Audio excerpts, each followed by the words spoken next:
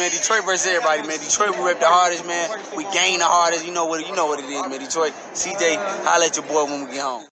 Don't forget to check out our sponsor, The Health Blaze, at thehealthblaze.com. 100% all natural products from lotions, soaps, foot soaks, bath bombs, and much, much more. Use the promo code Goodfella1Boxing. Tell them your boy CJ Goodfella sent you. Get 18% off. We out. Belief about I'm on the phone. You on the phone? Yeah. You looking at my baby? No, I ain't looking at him, right? No, I'm good. You sure? Yeah, I'm good. All right, man. Next time we come outside, don't be staring and shit like that. I don't like that. I wasn't looking at him. All right, we got fight prediction. Terence Crawford taking on Kell Brook. And today, to make his first fight prediction debut, we got Zapato. It's my mom's dog. Mason and Miles upstairs. They both willingly winning their cage. So, I mean, Zapato, who you got winning?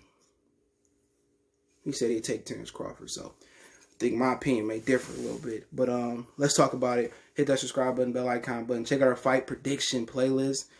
Also, check out our fight reaction playlist if you're going to miss it. Now, I did not know this fight was Saturday. 14 creeped up real fast. I was like, man, I was talking to Line Killer Podcast on the phone yesterday. I'm like, man, ain't no fights coming on this weekend. He was like, it's the 14th, Crawford and Kell Brook fight. I was like, damn, the 14th came up that quick? Jeez Louise. Man, time is flying by, man. But in this case, you got Kell Brook, who only lost twice. I think he, 37-2. I could be wrong, but he had 2 knockouts, but he got 27 knockouts. Crawford like 33-0 something. He also got 27 knockouts with no losses. He got a 75% knockout ratio. He stopped his last 6 opponents, retired, KO'd or TKO'd them. Now, you're not going to chew on my brush, my brother. If you got a dog that chew on stuff, simply means he just bored. So get him a bone or something that he like. All right, that's all that means. But, yeah, let's talk about this fight. Kell Brook is 5'9" with 69-inch reach. Terence Crawford perhaps got the longest reach that I've seen at welterweight so far. 5'8" with a 74 inches in reach. And only one inch in height. Now, some people say, oh, Kell Brook is past his prime, or Kell Brook is older, he can't make 147. Just think about this. The same people that's going to try to discredit Terence Crawford didn't discredit Errol Spence. He came down after getting knocked out by Golovkin. Nobody told him to fight Golovkin, but it was Eddie Hearn fought for not having an opponent for Golovkin because Chris Eubanks pulled out, and for not having the money to make the Jesse Vargas fight happen. Okay? So that was Eddie Hearn fought. Kell Brook is no longer with Eddie Hearn. He is self-promoted himself. His father negotiated this fight. But when you look at this fight, it's bad. When you look at this fight and Kell Brook, you look, Kell Brook, he ain't been active, but he got time to rest. He got time to heal. He done won his last whatever fight since Errol Spence. He done turned down Jaime Munguia. He didn't fight Jared Hurd, didn't fight Jermell Charlo. So he been preserving himself. He said he couldn't make, he wasn't comfortable fighting the bigger 154 pounders, and I don't blame him. 5'9" with a 69-inch reach, that ain't good. He don't have enough speed or skills to beat him. But to be honest, you're getting a fresh Kell Brook, fresher than Errol Spence. You're getting a guy that didn't come off one broken orbital bone. Well, Errol Spence broke the other. You're getting a fresher guy. You're getting a guy, according to him, who don't have to do the rehydration clause for the IBF belt. So he get to rehydrate as much as he wants. You're getting a confident guy. He don't have his trainer with him. Most people think he cashing out. But he got a chance, in my opinion. Okay?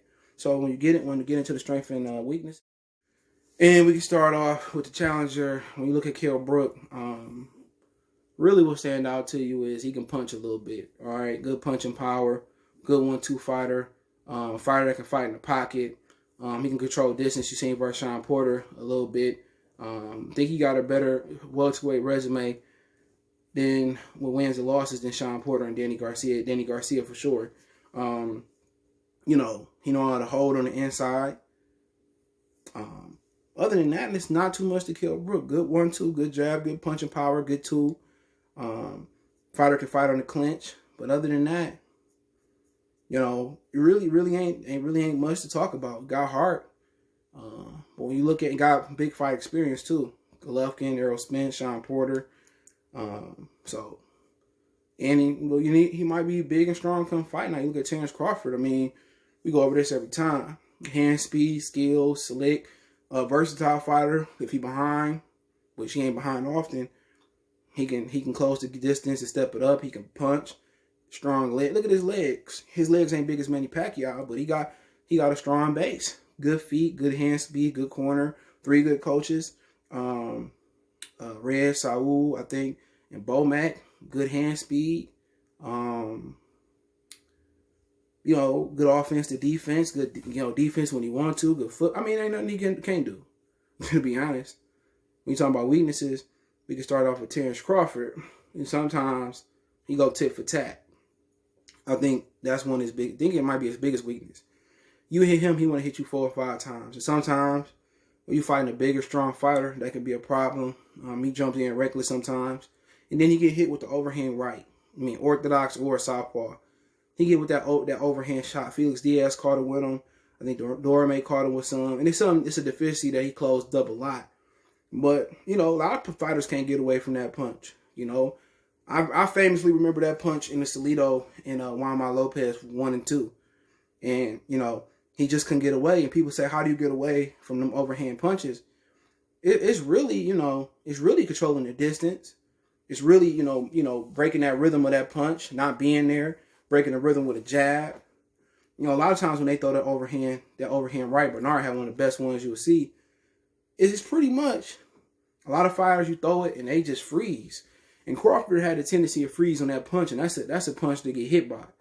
I think the 2 best I've seen throw it in the last few years is Salido and Bernard Hopkins. And who had a great overhand right was Rocky Marciano. Say what you want to say. He had an excellent overhand right. But that's one of his weaknesses. And other than that, man, just looking at it, sometimes he compromises offense with defense. And that's going tit for tat. Sheesh. He couldn't be a slow starter. You've seen that in the Delorme fight. He started fast versus Amir Khan. So, sometimes he can start slow. Other thing is he hard-headed, boy. He versus Kavaliauskas, he chose to come out as a southpaw. And sometimes he like to challenge himself. I remember Timothy Bradley telling a story where before a fight, he ran a whole bunch of miles just to challenge himself. And he ended up winning it. But he could have lost it. And I think Crawford, he just want to prove. Sometimes he like to make a challenge difficult. So when he fighting Kavaliauskas, he chose to stay southpaw. Had he fought from the right hand orthodox position, had he, hit and not get hit. If he would have fought a style to hit and not get hit, he could have unanimous decision him easily. But, sometimes, he like to make an exciting fight. Sometimes he like to make things difficult for himself when they ain't got to be difficult. And that's not a good trait to have, but you can see the difference. When he don't want to get hit, he got a tough task. You see the guy that come out versus like Victor Postal. You see where, maybe he don't respect his opponent so much. He can start slow or he can bang with him. You see a Delorme. You see what's this another fight he had? Delorme, another one I want to say. Ray Beltran was another one. He had those type of fights. When you see Crawford in a tough fight and he locked and loaded with Victor Postal, which was the lineal, you get the best Terence Crawford.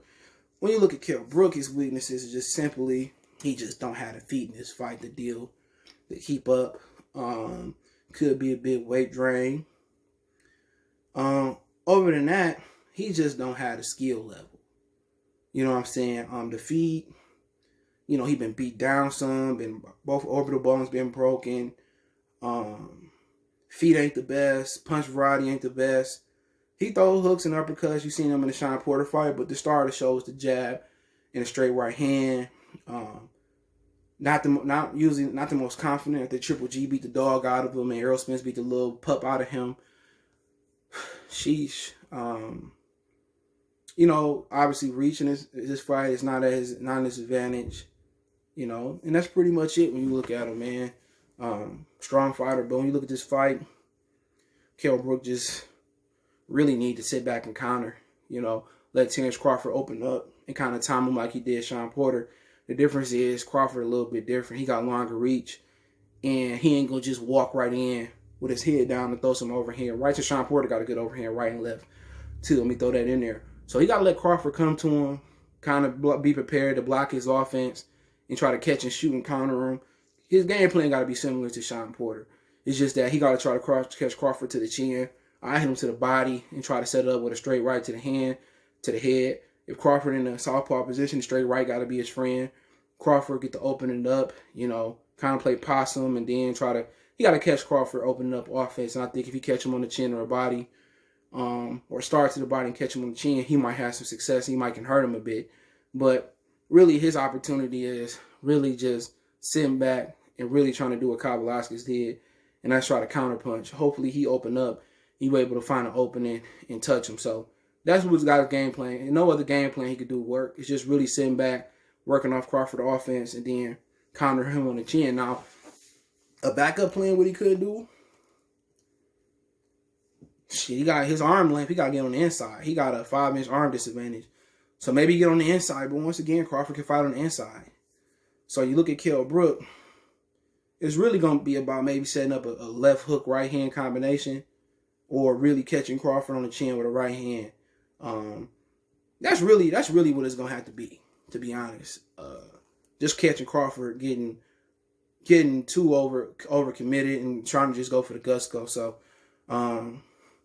he got to be able to counter him, and the ability is there. When you got somebody to open up like him and Pacquiao, the ability is there. When you got an Errol Spence in there, it's a little bit different. He did catch Errol Spence while he was punching, but Errol Spence is consistent and accurate. Errol Spence, he ain't going to, how can I say it? He ain't going to waste no punches. Crawford will throw some punches.